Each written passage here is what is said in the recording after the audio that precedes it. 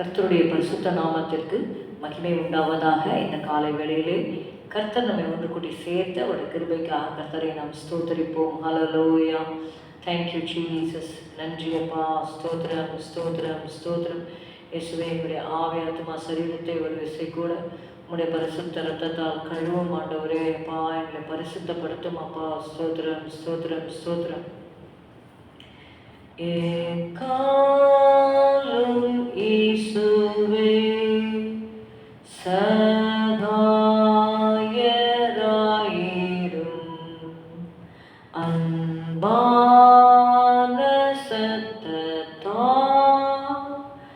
என் ஏக்கம் நீக்கிடும். எந்நாளும் நீரே வேண்டும், எந்த நாளும் வேண்டும். நீர் என்னை நோக்கி பாரும் பேரன்பரே.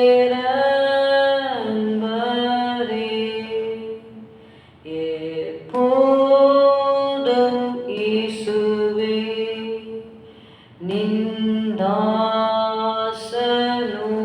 நிந்தாசனுடேரும், தீயோனின் சோதனை ஓயாமல் விலக்கும்.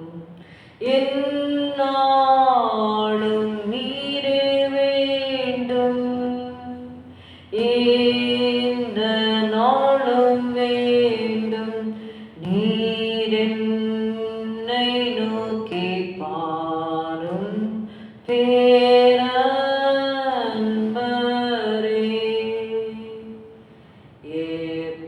எப்போதும் இயேசுவே எப்பேதைக்கிறங்கும். மெய்ஞானம் சத்தியம் நன்றி போதியும். எந்நாளும் நீரே வேண்டும், எந்த நாளும் வேண்டும். நீர் என்னை நோக்கி பாரும் பேரன்பரே.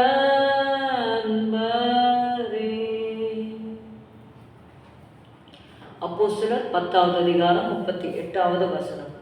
Turn your Bibles with me to Acts chapter 10 and verse 38. நசரேயனாகிய இயேசுவை தேவன் பரிசுத்த ஆவியினாலும் வல்லமையினாலும் அபிஷேகம் பண்ணினார். தேவன் அவருடனே கூட இருந்தபடியினாலே அவர் நன்மை செய்கிறவராயும் பிசாசின் வல்லமையில் அகப்பட்ட யாவரையும் குணமாக்குகிறவராயும் சுற்றி திரிந்தார். Acts 10:38. How God anointed Jesus of Nazareth with the Holy Ghost and with power, who went about doing good and healing all that were oppressed of the devil, for God was with him. The anointing reveals divine assignment. Jesus' ministry on earth was God appointed and Spirit empowered. இயேசு கிறிஸ்துவுடைய ஊழியம் இந்த பூமியிலே இருக்கும் பொழுது அது தேவனால் நிர்ணயிக்கப்பட்டதாக மாத்திரமல்ல, ஆவியினாலே வல்லமையினால் நிரப்பப்பட்ட ஒரு ஊழியமாக இருந்தது. The anointing signifies authority, purpose and heaven's backing for the mission. அபிஷேகம் என்று சொல்லும் பொழுது அது தெய்வீக ஆளுகையையும் அந்த நோக்கத்தையும் பரலோகத்திலிருந்து நமக்கு வருகிற அந்த தாங்குகிற சக்தியையும் அது குறிக்கிறது. It reminds us that true ministry flows from God's empowerment. அந்த உண்மையான ஊழியம் என்று சொல்லும்போது தேவன் அதை ஆதரித்து தேவனால் நம்ம நடத்தப்பட்டு செய்கிற ஊழியம். தேவன் வல்லமையினால் நிரப்பி நம்மை அனுப்புகிறதுனால் அந்த ஊழியத்தின் மேன்மையாக இருக்கிறது. Doing good is a mark of God's presence. தேவன் ஒருவரோடு இருக்கும் பொழுது அவர்கள் நன்மையை செய்வார்கள். நீங்கள் குணசாலியான ஸ்திரீயை குறித்து நம்ம வாசிக்கும் பொழுது when we read about the virtuous women in Proverbs 31, குணசாலியான ஸ்திரீயை கண்டுபிடிப்பவன் யார்? அவளுடைய விலை முத்துக்களை பார்க்கிலும் உயர்ந்தது என்று இருக்கிறது.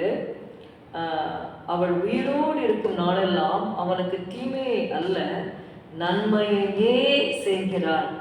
அப்போது ஒரு குணசாலியான ஸ்திரீயை வந்து அவங்க மேரேஜ் பண்ணும்போது, நீங்கள் ப்ராப்ஸ் 14 கூட நீங்கள் பார்த்தீங்கன்னா, he that findeth a wife findeth a good thing. அதனால் புத்தியுள்ள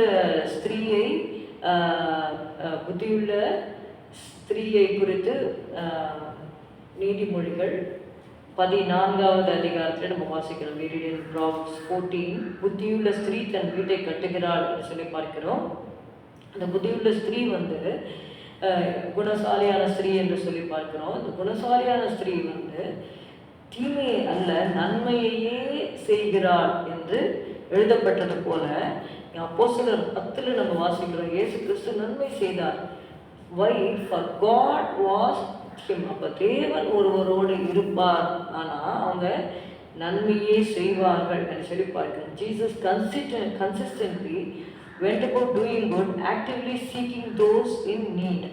அதனால தான் அந்த சமாரியன், குட் சமாரிட்டனை பற்றி ஆண்டவர் பேசுவார். நல்ல சமாரியனை பற்றி பேசும்பொழுது, குற்றுயிராக இருக்கிறவங்க எல்லாம் உனக்கு யார்? அவங்க தான் எனக்கு பிறன் யாருன்னு சொல்லும்போது, யாரெல்லாம் தேவையோடு இருக்கிறாங்க, கஷ்டத்தோடு இருக்கிறாங்க, அவங்க எல்லாமே உனக்கு நெய்பர் தான். அதே மாதிரி ஒரு பாவியான ஸ்திரீ வந்து அவருடைய பாதத்தில் ஊற்றும் பொழுது ஏசு சொல்றார், இவள் எண்ணத்தில் நற்கிரியை செய்திருக்கிறாள். தரித்திரர் எப்பொழுதும் உங்களுக்கு கூட இருக்கிறாங்க. நீங்கள் உங்களுக்கு மனதாகும் போதெல்லாம் நீங்கள் என்ன பண்ணலாம்னா அவங்களுக்கு நன்மை செய்யலாம். So what I want to stress is, doing good is a godly character. If God is with a person, they will be doing good. Good works are the visible evidence of God at work in us. தேவன் நம்ம மூலமாக கிரியை செய்கிறார் என்பதற்கு ஒரு நல்ல எடுத்துக்காட்டு நற்கிரியைகள். When God is with someone, their life becomes a channel of blessing and transformation to others. தேவன் ஒருவரோடு இருப்பார்களானால் அவங்களுடைய வாழ்க்கை வந்து மற்றவர்களுக்கு ஆசீர்வாதமாகவும் மற்றவர்களுடைய வாழ்க்கை மறுரூபப்படுவதற்கும் அது ஏதுவாக இருக்கும். Healing demonstrates victory over Satan. இங்கே வந்து குணமாக்குகிறவராயும் என்று சொல்லும் பொழுது வியாதியை குறித்து இந்த இடத்துல சொல்லப்படவில்லை. பிசாசின் பிடியில் அகப்பட்ட யாவரையும் குணமாக்குகிறவராயும் சுற்றி திரிந்தார் என்று சொல்லி பார்க்கிறோம். வேதத்தில் அநேகர் வந்து வியாதிப்பட்டிருப்பாங்க. பிசாசு அவங்கள விட்டு போன உடனே அவங்க சுகமாயிடுவாங்க. Many people will be thinking, these people are in having the disease or some infirmity. They will be thinking it is physical infirmity. If you go and check to the doctor will say everything is normal.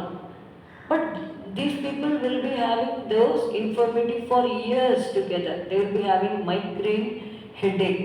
They will be having some lot of pain in their body, which if you go to the doctor is unable to diagnose what you are having. அது எதனால் சில காரியங்கள், எல்லாமே நான் சொல்லலை, சில காரியங்கள் நீங்கள் பார்த்தீங்கன்னா பிசாசினால் அவங்க வந்து கட்டப்பட்டிருக்கும் பொழுது அந்த வியாதிகள் பிசாசு நீங்கினாதான் அவங்களுக்கு சுகம் கிடைக்கும்.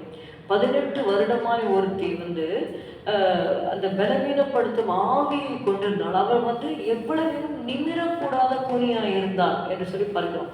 So people what they think she is having some hunchback, she is unable to stand straight. But what is that which is really weakening her is the evil spirit which has bound her. ஏசு கிறிஸ்து அவளை வந்து சொல்கிறார், ஆபிரகாமின் குமாரத்தியாக இவளை இந்த கட்டிலிருந்து விடுவிக்க வேண்டாமா என்று சொல்லி இயேசு சொல்லுகிறது நம்ம பார்க்கிறோம். இயேசு